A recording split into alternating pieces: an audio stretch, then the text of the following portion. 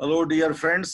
हिंदी माध्यम के विद्यार्थी बार बार इस बात की मांग कर रहे थे कि गवर्नेंस पे कोई परिचर्चा कराई जाए, खास करके आगामी जो प्रारंभिक परीक्षा अक्टूबर में होने वाली है सिविल सेवा की, उसको ध्यान में रख करके, और साथ ही ये मुख्य परीक्षा के लिए भी उपयोगी है।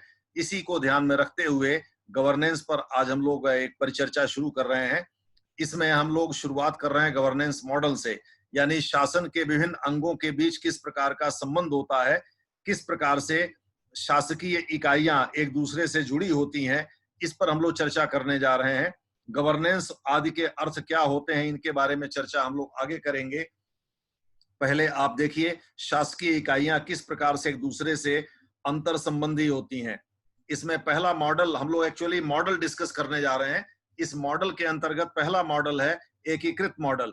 एकीकृत मॉडल में आप देखिए एक केंद्र सरकार, क्षेत्रीय सरकारें या राज्य सरकारें और स्थानीय सरकारें, इन तीन को तीन गोलों से दिखाया गया है, जिसमें कि केंद्र सरकार के अंदर ही ये शेष दो जो क्षेत्रीय सरकारें और स्थानीय सरकारें दिखाया गया है। एक्चुअली राज्य लिखा भले ही गया है, लेकिन वास्तव में एकीकृत मॉडल में राज्य की भूमिका कम होती है। राज्य शब्द का प्रयोग नहीं किया जाता, क्योंकि राज्य जो है एक अमेरिकी फेडरेटिंग यूनिट का कॉन्सेप्ट है और इसमें वह स्वायत्तता को दर्शाता है। भारत में राज्य का प्रयोग उपयोगी है, उचित भी है। उसका कारण यह है कि भारत में राज्यों को स्वायत्तता मिली हुई है शासकीय मामलों में। तो जब हम लोग ब्रिटेन, फ्रांस आदि की चर्चा करते हैं, जैसे देखिए इसमें उदाहरण में ब्रिटेन, फ्रांस और सऊदी अरब का जिक्र किया गया है, तो ऐसी दशा में हम ये पाते हैं कि वहां केंद्र सीधे स्थानीय सरकारों पर अपना नियंत्रण रखता है।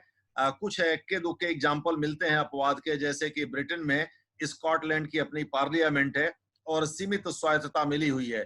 कुछ वर्ष पहले स्कॉटलैंड में एक वहां रेफरेंडम कराया गया था और उसमें इस मसले पर कराया गया था कि क्या स्कॉटलैंड को ब्रिटेन से अलग हो जाना चाहिए।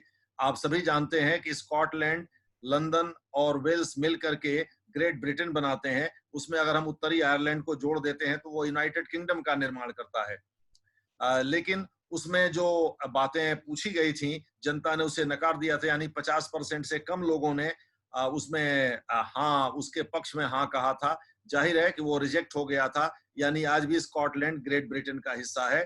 तो वहां क्या है, केंद्र सरकार यानी जो वहां की पार्लियामेंट है, वो सीधे जो कानून बनाती है वो सीधे स्थानीय सरकारों और क्षेत्रीय सरकारों पर लागू होता है। स्थानीय सरकारों से मतलब वहां काउंटीज से है। वहां 26 काउंटीज जो ग्रेट ब्रिटेन की हैं और 6 उत्तरी आयरलैंड की हैं, ये सभी स्थानीय सरकारों के उदाहरण हैं।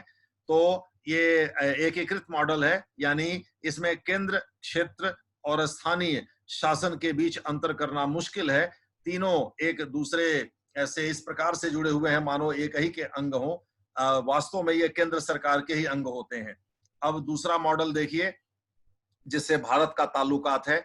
इसमें संघ सरकार या संघीय सरकार, आप जैसा जानते हैं केंद्र सरकार को भारत में कहा जाता है और इसकी फेडरेटिंग यूनिट जो क्षेत्रीय एकक है उनको राज्य सरकारें कहा जाता है। यहाँ राज्य का प्रयोग किया जाता है, राज्य शब्द को अमेरिका से लिया गया है और ये इस बात का द्योतक है कि भारत में जो क्षेत्रीय शासकीय इकाइयां हैं उनको काफी हद तक स्वायत्तता मिली हुई है। आप सभी लोगों को पता है राज्य सूची के माध्यम से राज्यों को अलग अधिकार दिए गए हैं कुछ विषयों पर, जिस पर वो कानून बनाते हैं।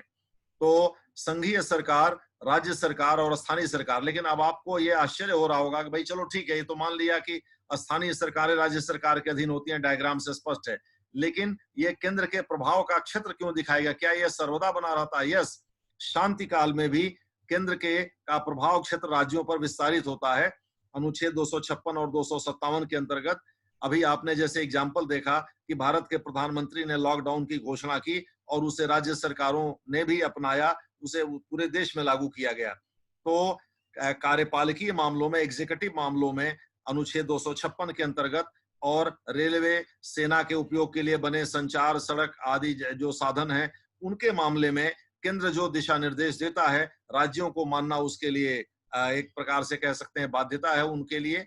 अगर वो नहीं मानते हैं तो अनुच्छेद 365 के अंतर्गत राष्ट्रपति इस बात की एक घोषणा कर सकता है कि इस राज्य की मशीनरी संविधान सम्मत नहीं चल रही है, ताकि उस आधार पर आगे अनुच्छेद 356 का प्रयोग करके राष्ट्रपति शासन लगाया जा सके। तो इस प्रकार से भारत में जो संघीय ढांचा है वो अमेरिका से थोड़ा सा जुदा है। वो हमारे देश और काल जब आजाद हम हुए उस समय चूंकि विघटनकारी शक्तियां बहुत सक्रिय थीं, तो उनको उनका शमन करने के लिए, उन पर नियंत्रण रखने के लिए संघ को अधिक शक्तियां दी गई, क्योंकि ज्यादातर राष्ट्रवादी नेता पूरे देश के लिए लड़ते थे और उन्हीं के उस सोच और उनके जेहनी तौर पर राष्ट्रवादी विचारधारा के आधार पर यह मान लिया गया कि जो राष्ट्रवादी नेता होंगे वो क्षेत्रीय या इस प्रकार से किसी विघटनकारी जो तत्व हैं उनकी तरह से उनकी सोच नहीं होगी, और ऐसे में वो पूरे देश के हित के बारे में सोचेंगे। इसीलिए केंद्र को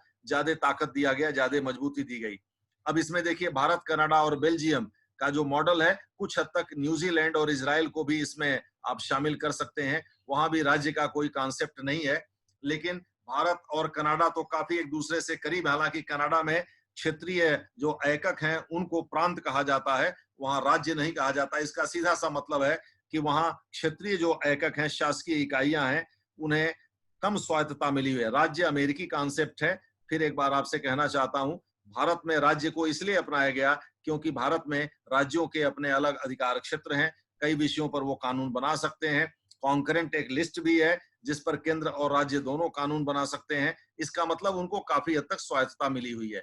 अब आ जाइए इसमें तीसरा मॉडल देखिए, ये अतिछादन मॉडल है। ये एक दूसरे के साथ गुत्थम गुत्था मॉडल है, जिसमें संघ सरकार को यूजी यूनियन गवर्नमेंट के रूप में दिखाया गया है, राज्य सरकार को एसजी स्टेट गवर्नमेंट के रूप में, और लोकल गवर्नमेंट के द्वारा जो है स्थानीय से। ये कह सकते हैं कि ये सब आइकन है या ये एक शॉर्टेंड फॉर्म है, ताकि बीच के जो गोले हैं एक दूसरे से ओवरलैप्ड हैं, उनमें इन संकेतकों को दिखाया जा सके। अब देखिए यूनियन गवर्नमेंट और लोकल गवर्नमेंट के बीच जो कॉमन एरिया उसको यू लिया गया, वहां संघ सरकार से, और स्थानीय सरकार से एल लिया गया और यूएल दिखा दिया गया।